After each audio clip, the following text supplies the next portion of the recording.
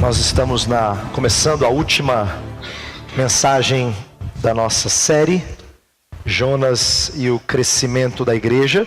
E eu queria ler o texto de Jonas 4. Depois eu quero pedir para as crianças fazerem o desenho de sempre. E aí nós vamos começar relembrando o que nós aprendemos e entrando nessa última mensagem, tá? Então vamos ler Jonas capítulo 4, versos 1 a 11. Vou pedir para você acompanhar a leitura que eu vou fazer. Depois as crianças que se preparem para o desenho. Essa é a última parte da história de Jonas. Eu costumo dizer que essa é a parte menos conhecida da história de Jonas. Mas na verdade toda a história leva para esse capítulo. Esse capítulo então é chave. E eu quero que as crianças aprendam sempre Jonas à luz desse capítulo, tá? Diz assim, Jonas 4, de 1 a 11. Jonas, porém, ficou profundamente descontente com isso e enfureceu-se. Ele orou ao Senhor. Senhor, não foi isso que eu disse quando ainda estava em casa? Foi por isso que me apressei em fugir para Tarsis. Eu sabia que tu és misericordioso e compassivo, muito paciente, cheio de amor e que prometes castigar, mas depois te arrependes. Agora, Senhor, tira a minha vida, eu imploro, porque para mim é melhor morrer do que viver. O Senhor lhe respondeu: você tem alguma razão para essa fúria? Jonas saiu e sentou-se num lugar a leste da cidade. Ali construiu para si um abrigo, sentou-se à sua sombra e esperou para ver o que aconteceria com a cidade. Então o Senhor Deus fez crescer uma planta sobre Jonas, para dar sombra à sua cabeça e livrá-lo do calor, o que deu grande alegria a Jonas. Mas na madrugada do dia seguinte, Deus mandou uma lagarta atacar a planta e ela secou-se. Ao nascer do sol, Deus trouxe um vento oriental muito quente, e o sol bateu na cabeça de Jonas, ao ponto de ele quase desmaiar. Com isso, ele desejou morrer e disse: para mim seria melhor morrer do que viver. Mas Deus disse a Jonas: você tem alguma razão para estar tão furioso por causa da planta? Respondeu ele: sim, tenho, e estou furioso ao ponto de querer morrer. Mas o Senhor lhe disse: você tem pena dessa planta, embora não a tenha podado, nem a tenha feito crescer? Ela nasceu numa noite e numa noite morreu. Contudo, Nínive tem mais de 120 mil pessoas que não sabem nem distinguir a mão direita da esquerda, além de muitos rebanhos. Não deveria eu ter pena dessa grande cidade? Crianças, eu vou pedir para vocês desenharem essa parte da história de Jonas, porque essa é a parte, como eu falei, menos conhecida, mas é a parte que vai nos trazer uma lição muito importante. Então, o que a gente normalmente ouve de Jonas? Presta atenção, depois eu vou falar o desenho. Normalmente a gente conhece aquela parte que Jonas cai na água, que o peixe engole Jonas, e depois de um tempo o peixe vomita Jonas. Essa parte a gente normalmente conhece. A parte que a gente não lembra tão bem é que depois de ele pregar e todo mundo acreditar em Deus, ele ficou bravo. E ele saiu da cidade. E ele fez uma cabaninha para ele ficar lá, porque ele queria que Deus castigasse a cidade. Verdade. Ele não queria que a cidade fosse cuidada por Deus. E aí depois Deus faz uma plantinha nascer e dá uma sombrinha boa para ele. Aí ele fica lá embaixo, fica achando bom. Mas essa sombrinha tá boa. E no outro dia a planta murcha. E ele fica mais bravo ainda. E aí Deus conversa sério com ele. E é disso que eu vou falar com os adultos. Mas o que eu quero que vocês desenhem é uma planta murcha e um Jonas muito bravo. Você consegue desenhar uma pessoa brava e a plantinha por cima assim, ó, murchinha? Pode ser? Tenta? Tá bom? Depois eu vou mostrar um desenho para vocês exatamente disso. Aí vocês podem ver como é que ficou o desenho que eu vou mostrar aqui. Tá? Adultos, vamos lá. O que a gente viu em mensagens anteriores? Essa é a nossa última mensagem, portanto eu quero que você preste bastante atenção, porque como você viu no boletim, eu intitulei a última lição evangelística. Você vai ver que de certa forma tudo na história de Jonas conduz a esse ponto. Na primeira mensagem, nós tratamos de nossa dificuldade em assumir o custo do chamado para participarmos do crescimento da igreja, quando este extrapola o âmbito local e nos faz servir a igreja universal. O que eu quis dizer é que em outras vezes, em outros momentos que a gente fala de crescimento da igreja, a gente sempre pensa assim, ó, nós queremos que a escola que fique cheia. A gente vai ficar super contente. Mas se crescimento da igreja for assim, vamos rachar a escola em 2 e voltar a ser pequeno aqui para crescer em outro lugar, aí isso é custoso e a gente não tem tanta facilidade em aceitar a ideia de nos separarmos de quem a gente ama, com quem a gente está se dando bem. Isso é difícil para nós. A gente normalmente não aceita esse custo. Na segunda mensagem, percebemos como nossa fuga, incoerência de fé e ausência de arrependimento em questões de crescimento da igreja demonstram uma insensibilidade própria de ímpio. O que eu quis dizer é que nós ouvimos falar de igreja crescer há bastante tempo. Se você está na igreja há alguns anos, então você já ouviu várias vezes mensagens sobre missões, sobre crescimento da igreja. Mas não significa que a gente sempre respondeu bem. Pelo contrário, muitas vezes a gente fugiu de fazer alguma coisa. Nós falamos que é importante, mas a gente não age de maneira correspondente, incoerência de fé. E não bate tristeza de alma como deveria bater, ausência de arrependimento. Isso é próprio de gente ímpia.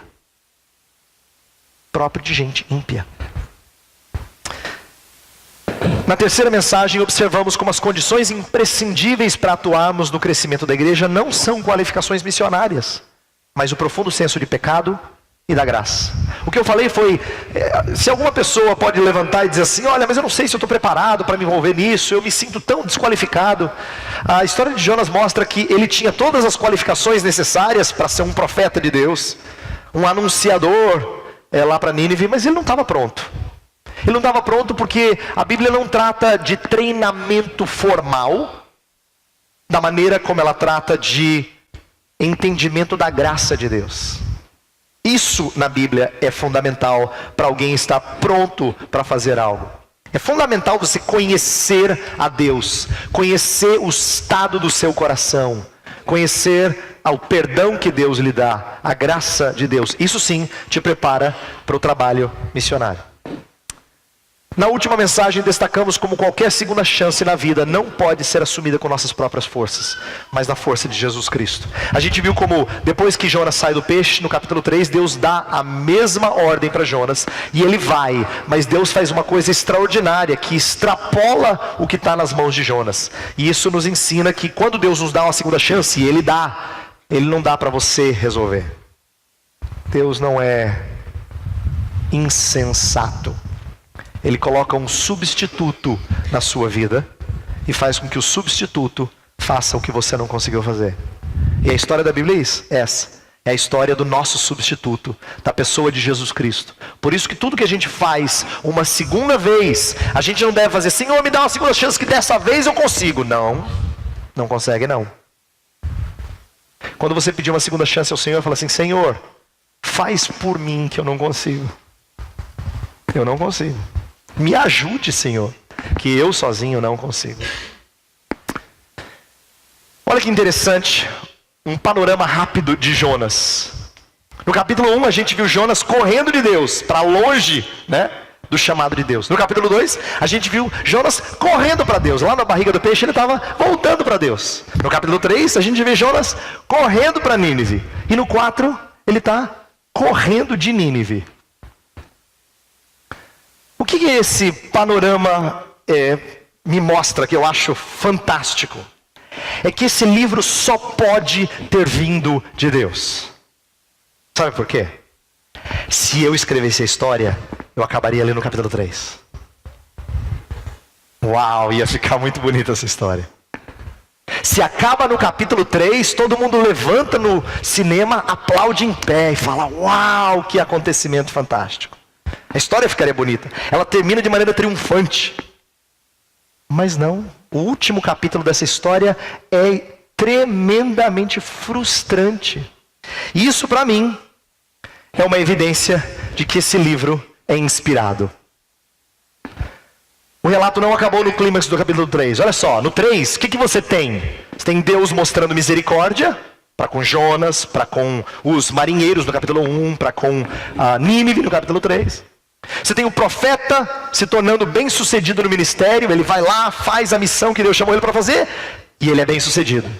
E você tem Nínive livre do castigo de Deus. Todo mundo ganha. Só que não acaba aí a história. Esse era o ponto ideal para terminar o registro, na minha opinião. Mas como não sou eu o autor da Bíblia, o Espírito Santo de Deus sabe que o povo precisa ouvir mais uma lição. E é por isso que eu quero, na mensagem de hoje, tratar de você lembrar o que eu falei desde o início, para a gente chegar no ápice da história, que é esse final estranho aos nossos olhos. Jonas é uma história que mira a cegueira do povo de Jonas, de Israel, em relação às outras nações. Israel estava cego em relação à sua missão para com as outras nações. A história de todo o livro conduz para o contraste do capítulo 4, a compaixão de Deus versus o conforto de Jonas. E eu quero que você preste atenção nessa frase, porque ela vai ser o cerne, o centro daquilo que nós vamos refletir nessa manhã. A compaixão de Deus versus o conforto de Jonas. Isso é o que eu intitulei a última lição evangelística. Então vamos lá, vamos prestar atenção nessa última lição e ver o que Deus pode nos ensinar.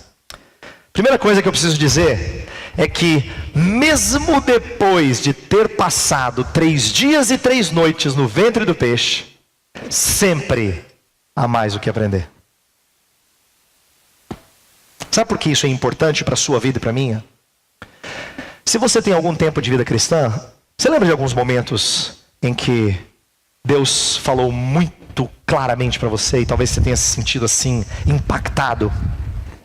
Talvez você tenha tido algum momento assim. E aí você diz, não, agora sim. Agora eu vou mudar. Agora as coisas vão ser diferentes. Agora eu sei que vai ser novo. Nem sempre é tão novo quanto você espera. Por quê? Porque há sempre alguma coisa que nós não aprendemos. Há sempre alguma coisa a mais. Nem sempre aprendemos a lição após grande livramento. A experiência de Jonas do peixe o havia levado a obedecer. É verdade, ele obedeceu. Ele sai do peixe e ele vai para Nínive. Assim como disciplina da criança, muitas vezes leva ela a fazer o que o pai ou a mãe mandou. Ela faz empurrada, mas faz. Sabe quando você disciplina a criança? Ela vai fazer. Mas não significa que você alcançou o coração dela. Você só a levou a obedecer, só isso. Mas ela não teve o coraçãozinho dela atingido. E com Jonas é a mesma coisa. O peixe o levou a obedecer, mas não mudou o seu coração. O começo da história, ele fica frustrado diante daquilo que Deus faz na vida da cidade de Nínive. Fica frustrado, irritado. E tão irritado que ele pede a morte. Olha só. Ele fica irado e fala, Senhor, eu sabia que o Senhor ia ser compassivo. Por isso que eu não quis vir desde o começo. Eu prefiro morrer. Você vê um Jonas necessitado de aprender. No capítulo 3, parecia que ele tinha aprendido. Se a gente não soubesse o final da história, você diria assim, não, Jonas aprendeu. Porque ele foi para Nínive. Ele falou. Tudo bem que não foi aquela mensagem, mas ele falou a mensagem de Deus. E no entanto, ele não aprendeu tudo que ele tinha que aprender. Porque há sempre mais a aprender. Isso é verdade para nós também. Nós também sempre temos alguma coisa a mais para aprender. Sabe quando você passa por algum grande livramento, você fala assim, agora eu vou me consagrar mais a Deus. Deixa passar algumas semanas. E a gente vê se você aprendeu tudo que tinha que ser aprendido. Naquele momento, você vê gente dando testemunho na televisão. Não, eu nasci de novo. Passei por um acidente, mas Deus me livrou, eu nasci de novo. Agora eu vou me voltar para Deus. Você fala, pronto, agora ele vai ser crente ao máximo. Nem sempre é assim. Na história de Jonas não foi. E no caso nosso também. Olha só. Nem sempre nos consagramos mais após período de grande tribulação. Presta atenção por quê? Porque santidade genuína provém do coração. E o nosso coração pode permanecer inalterável em relação a Deus e ao seu reino, mesmo após ouvirmos mensagens tocantes. A verdade é que eu posso pregar aqui algo e você falar assim: pastor, que bênção. Olha, mexeu comigo. E mesmo assim, a gente não mudar. Por quê? Porque para a gente mudar de fato, a gente não precisa ser emocionado somente. A gente tem que ser invadido, penetrado até o mais profundo. O coração tem que ser atingido. Jonas não teve o seu coração atingido, e muitas vezes nós não temos o nosso coração atingido. É por isso que a gente ouve, é por isso que a gente acha bonito, mas a gente não muda.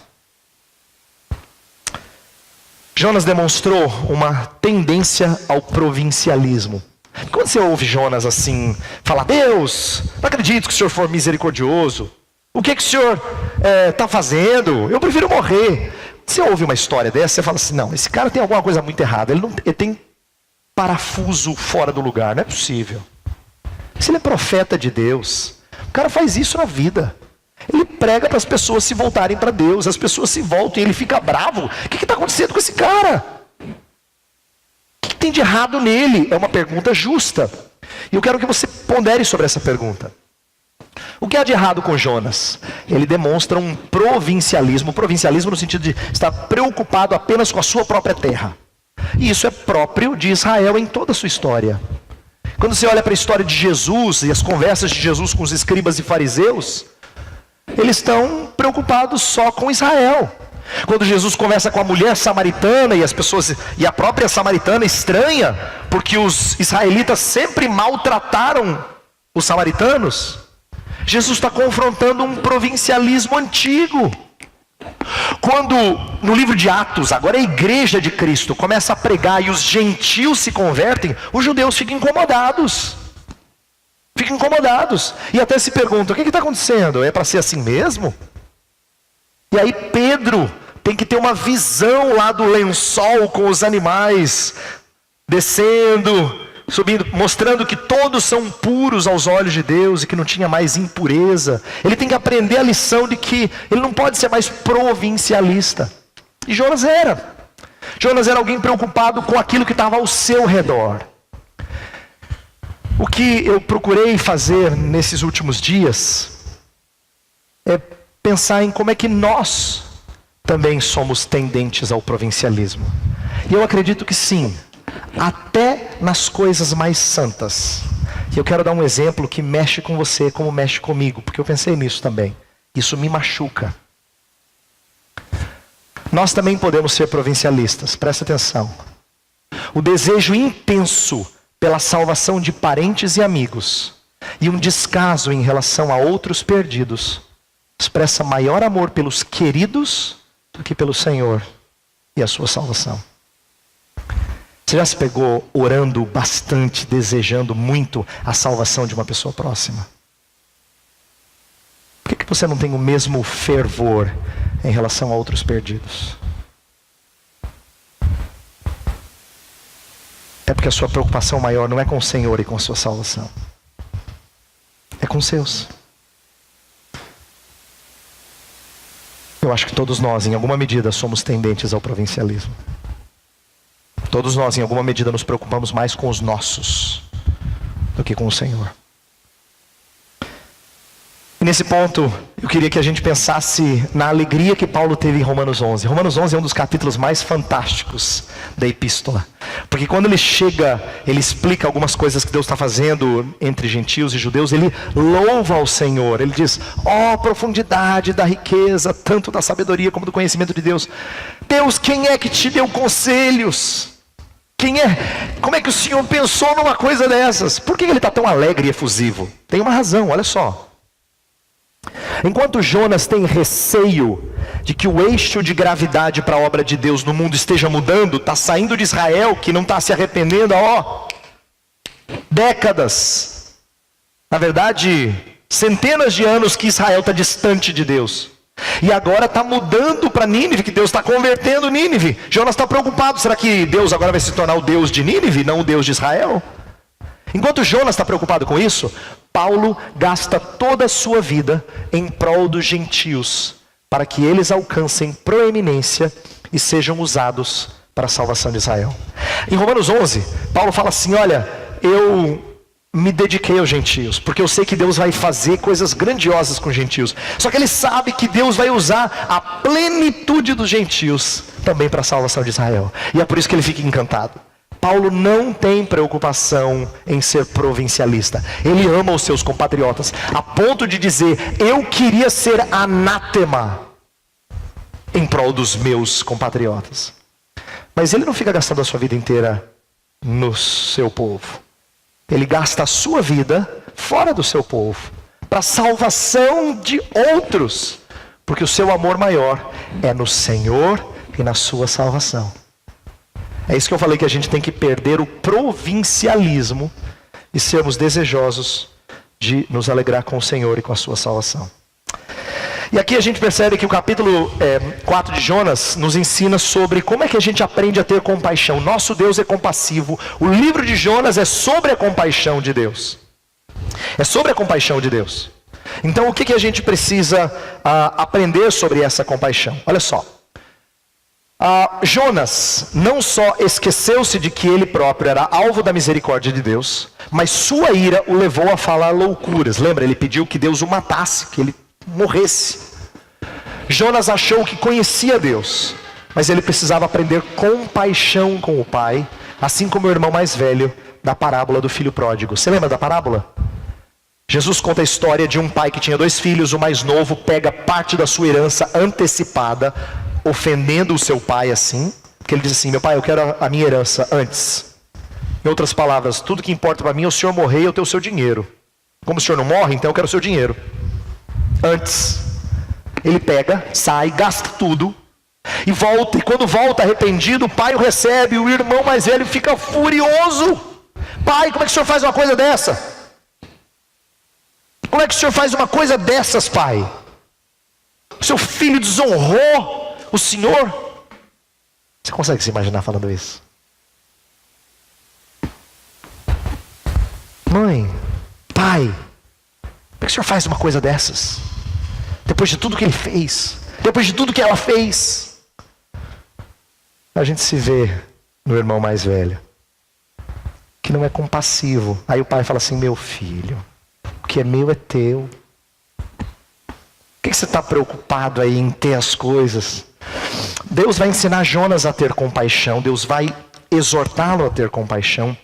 E nós precisamos aprender a ter compaixão. Veja só, como é que a gente precisa aprender a ter compaixão em relação ao crescimento da igreja, que é o que nós estamos falando nos últimos domingos.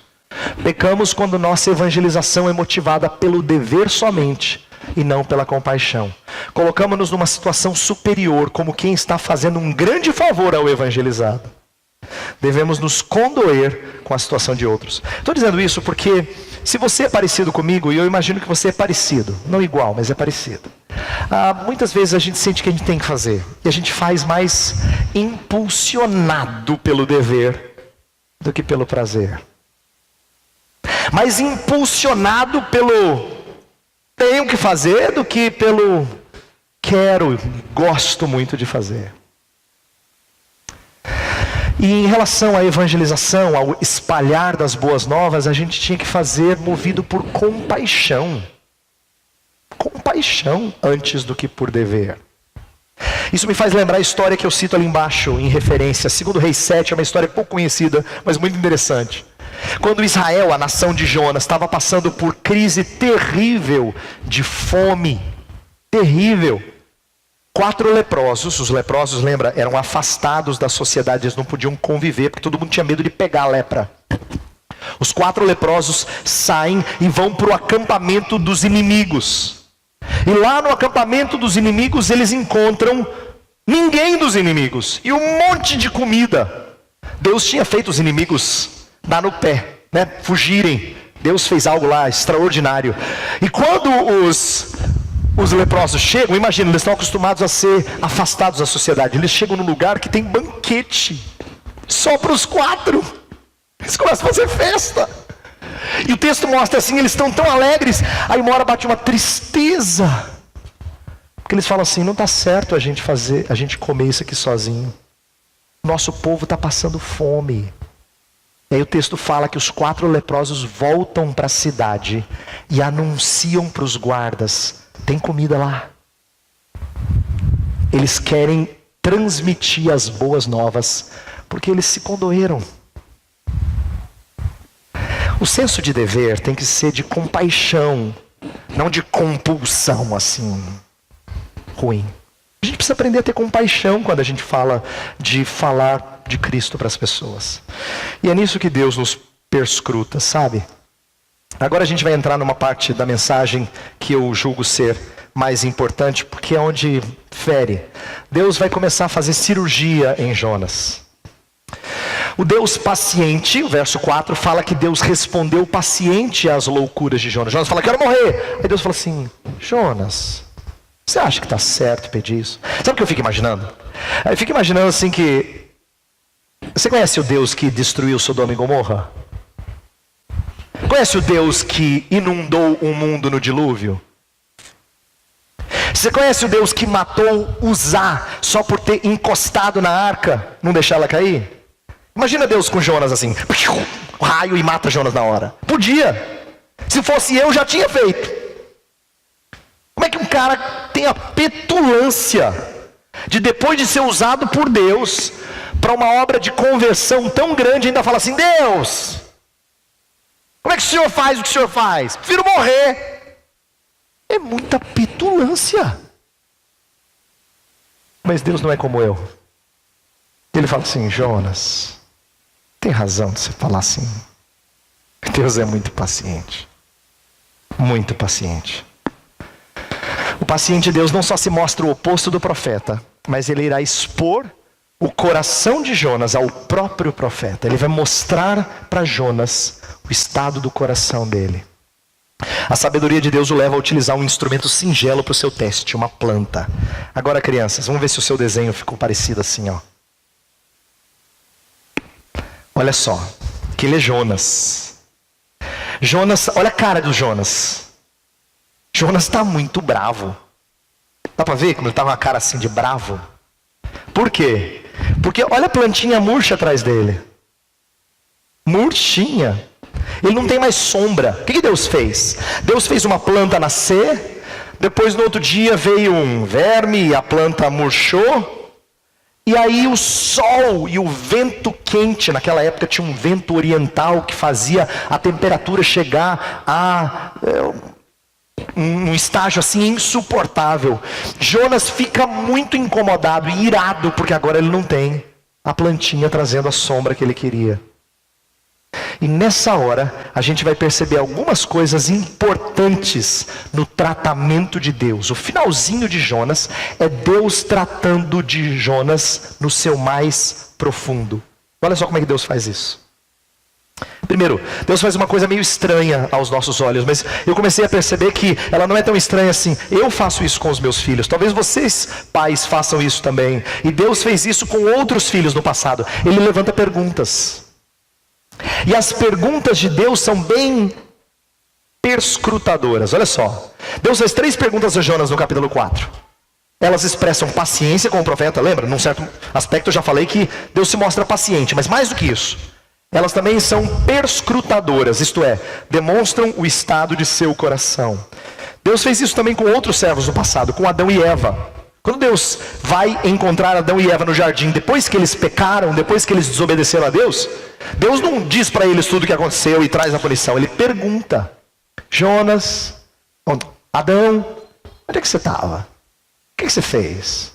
Por que você está assim? O que aconteceu? E aí Deus vai levando.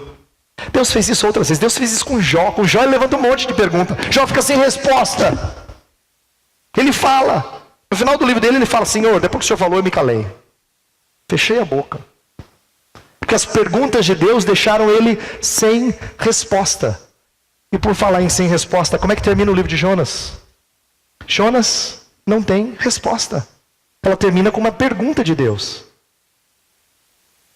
As perguntas de Deus são perscrutadoras. E nessa hora a gente percebe que ele está expondo o coração de Jonas. E quando ele faz isso, a gente vê um Jonas fazendo algo muito comum no nosso meio, justificando a sua ira. Jonas pede a morte 3 vezes no livro, não sei se você lembra disso. No capítulo 1 a gente falou que Jonas, num determinado momento lá do barco, quando está na tempestade, os marinheiros perguntam para ele assim: Jonas, o que a gente deve fazer com você? E ele fala: me lancem no mar. E eu disse naquela ocasião que quando Jonas faz isso, Jonas não está sendo assim, sacrificial, não está fazendo nenhum gesto bonito, dizendo, me matem para que vocês sejam livres, nada disso. Jonas não cria que Deus era compassivo? Ele fala isso no capítulo 4, ele podia ter pedido, Deus, tem compaixão de nós. Mas ele não queria orar, ele preferia morrer. E nessa hora, a gente percebe que ele pede a morte de outra maneira, não diretamente para Deus, mas ele pede a morte. E no capítulo 4 ele pede mais 2 vezes a morte. Assim como Pedro negou Jesus Cristo 3 vezes. E eu achei isso curioso, ter pensado em 3 e 3. Por quê? Porque negar uma vez você poderia dizer um escorregão, mas 3 vezes é porque você estava realmente firme no seu propósito. Você faz uma, você poderia dizer, escapuliu. Não escapuliu. Não escapuliu. Você pediu mais de uma vez, é porque você realmente está com seu coração disposto a algumas coisas rebeldes para com Deus. Na última vez, por causa do calor, lembra? A planta murchou, veio o vento quente, o sol queimando a cabeça de Jonas. Então ele fala, Deus, eu prefiro morrer. E você percebe Jonas meio que justificando a sua ira. Não só por causa de Nínive, mas olha como eu estou sofrendo. Há quem diga que talvez Jonas estivesse sofrendo com um calor por causa do que a pele dele tinha ficado por conta de ter estado na barriga do peixe. Então talvez para ele fosse mais angustiante estar debaixo do sol. É possível. Mas o que essa história revela é que ele está preocupado consigo, ele está tentando justificar a sua ira. E quando eu penso em justificar a ira, eu tenho que ceder ao ensino da palavra de Deus. Nossas expressões de ira são quase 100% injustificáveis. Já tentou argumentar? Você sempre tem um mas, um porém, para explicar. Eu fiquei assim, mas... É porque... mas é que ela... Você sempre tem uma continuação para explicar, para justificar o porquê você ficou daquele jeito. E olha, se a gente for bem honesto, quase 100% das vezes você não tem justificativo. O destempero que ela provoca revela vergonhosamente o estado do nosso coração. E eu queria falar disso, queria que você prestasse atenção nisso, à medida que a gente vai fechando essa mensagem. A ira revela o seu egoísmo, o meu egoísmo, os nossos ídolos. E eu quero que você agora fique face a face com os seus ídolos. Assim como eu tenho sido, Deus tem me mostrado alguns dos meus ídolos. Eu queria que você pensasse numa coisa que foi importante eu ter aprendido essa semana. Olha só, a ira pecaminosa, ela é negativa não só por ser destruidora, mas por ser reveladora. Isto é, ela revela os nossos ídolos. Isto é, a ira é ruim não só porque nos faz pecadores, isto é, iracundos, mas porque revela quem nós somos. O que eu quero dizer por essa frase? Eu quero dizer que, às vezes, a gente tem a impressão de que o ficar irado é o que faz a gente mal. Não. Isso é evidência de que você é mal. O ficar irado revela quem você é. É por isso que ira é uma coisa vergonhosa. Às vezes a gente tem a impressão de que alguém ficou envergonhado por causa da sua ira, ou porque, fulano, ele é complicado, viu? Ele é destemperante, ele fica bravo, ele fica iracundo. Não, isso é só o que você está enxergando. Mas o que isso revela dele? Isso que é pior. A ira é profundamente reveladora do estado do nosso coração, dos nossos ídolos. Eu vou dar alguns exemplos. Ira por termos sido ofendidos revela egocentrismo. Quantas vezes você fica ofendido e o sangue sobe, como a gente diz? Como você é egocêntrico. Ira no trânsito ou no calor revela nosso amor exagerado por conforto. Como a gente perde as estribeiras fácil. E falando em conforto, eu quero que você atente para isso. Nossa vida gira mais em torno de conforto do que de compaixão. E eu quero caminhar para o fim da mensagem fazendo você e eu pensarmos nisso. A vida de Jonas, ela é profundamente reveladora de quem nós somos. Porque ela mostra que a gente é adorador do nosso conforto. Como a gente gosta do nosso conforto. Da nossa casa, a gente diz. Das nossas viagens. Do nosso cantinho, do nosso carro. Da nossa família. Da nossa igreja. Do nosso conforto. A gente gosta de conforto. A gente ama conforto. E a gente fica extremamente perturbado quando a gente não está na zona de conforto. Extremamente. Muito incomodado. Muito, muito incomodado. Isso mostra quão idólatras nós somos. E é por isso que é difícil falar de missões, sabe? Ou melhor, não é difícil falar, é difícil fazer. Porque missões implica em abrir mão de conforto. Abrir mão de conforto. E eu sinto que a gente não tem feito isso como nós deveríamos. Eu queria encerrar falando do que tem de mais bonito. Mas para a gente se curvar diante de Deus. Ainda bem que Deus é tardio em irar-se. Depois de tudo que Jonas falou, a gente percebe que o livro termina revelando uma das virtudes mais preciosas de Deus. Deus fala assim: Jonas, se você teve compaixão com a planta, que não foi cuidada por você, mas trouxe conforto a você, eu não devia ter compaixão das pessoas que estão em Nínive? O livro termina mostrando que Deus é misericordioso, assaz benigno, tardio em irar-se. Essa é uma linguagem bíblica. Deus é muito misericordioso. Pena que não refletimos tal virtude em relação a nossos ofensores. E aí que vem a minha tristeza, por mim e por você. Nós amamos falar da misericórdia de Deus, mas a gente tem dificuldade de ser misericordioso como Deus é misericordioso. Nós amamos a compaixão de Deus para conosco, mas nós nem sempre somos compassivos com aqueles que nos ofendem. É por isso que eu preciso terminar lembrando a você sobre um homem que foi manso e humilde de coração. Porque Deus se fez homem para mostrar a você como você tinha que parar de ser egocêntrico, voltado para o conforto, idólatra. Idólatra. E lembrar daquele que, sendo rico, se fez pobre por amor de vós, diz a Bíblia Sagrada, acerca de Jesus Cristo. Olha só, se a história de Jonas revelou um pouco mais de nossas feiuras, e eu acho que ela revelou as minhas e das suas, então nós carecemos mais de Jesus, o qual era compassivo para com ovelhas que não tinham pastor. Ele fala isso. Diz a Bíblia lá em Mateus 9 que o seu coração se condoeu, porque ele viu as pessoas e viu que não tinha quem cuidasse delas. Isso trouxe profunda compaixão à sua alma, porque elas não tinham pastor. E demonstrou compaixão pelo que ele disse na cruz. São alguns exemplos do manso e humilde de coração. Lembra que ele disse na cruz? Os seus malfeitores estavam judiando dele. E ele diz: Pai, perdoa-lhes, porque não sabem o que fazem. O criminoso que está lá na cruz fala: Senhor, lembra de mim quando entrares no teu reino. E Jesus fala assim: hoje mesmo estarás comigo no paraíso. Ele olha para João e para Maria e fala assim: João, eis aí a tua mãe. Mulher, eis aí o teu filho. Em outras palavras, eu vou, mas cuidem um dos outros. Olha a compaixão dele, o cuidado dele. Está prestes a morrer, ele não está aguentando mais. Em termos humanos, né? Mas ele está preocupado em quem é que vai cuidar da sua mãe.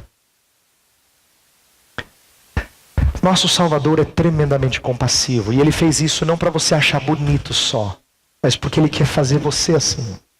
Isso significa que você não é. Você pode espernear, argumentar o que for. Você não é compassivo como ele. Mas ele quer que você seja. Eu queria que você pedisse a Deus que ele fizesse você assim. Que você fosse menos voltado para o seu conforto, para os seus gostos, pelos seus direitos, pelos seus desejos. E mais voltado para o Senhor e a sua salvação. Nós vamos orar, e depois a gente vai cantar um cântico que fala do nosso desejo de ser novo. Feche os seus olhos. Vamos orar. Senhor, terminamos essa exposição de Jonas de uma maneira, de certa forma, triste. Porque Jonas não é só a história de um homem esquisito. É a história de todos nós, em alguma medida. Esse livro revela muito das nossas feiuras, Senhor. É por isso que nós pedimos perdão pelos pecados. Porque nós não temos sido tão compassivos assim. Nossa igreja ainda não tem sabido muito bem como se envolver na tua obra desprendidamente. Ah, Deus, a gente gosta muito dos nossos confortos. Muito. Nós abrimos pouco mão deles. Pouco fazemos isso. Nós queremos pedir perdão. Mas não só que o Senhor nos perdoe, que o Senhor nos ensine. Que o Senhor caminhe conosco dia após dia, nos fazendo mais compassivos, mais misericordiosos para com aqueles que nos ofendem, mais voltados para aqueles que estão perdidos, que precisam da tua boa nova. Nós precisamos demais de aprender da tua compaixão, Senhor. Faz a nossa igreja mais voltada para o crescimento da tua igreja, não só para o nosso crescimento. Faz-nos mais voltados, Senhor, para a obra que o Senhor tem a fazer na expansão do teu reino. É isso que nós te pedimos encarecidamente. Em nome de Jesus. Amém.